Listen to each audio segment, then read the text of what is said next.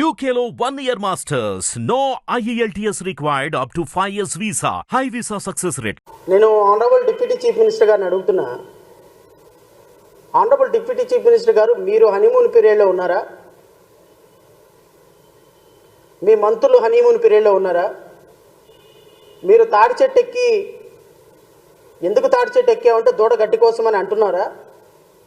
లేకపోతే తాడి చెట్టు కింద కూర్చొని పాలు తాగుతున్నారా? లేకపోతే మీ పుట్టినరోజు వేడుకల్లో బిజీగా ఉన్నారా? లేకపోతే మీ ఫామ్ హౌస్లో బిజీగా ఉన్నారా? ఏం చేస్తున్నారు మీరు?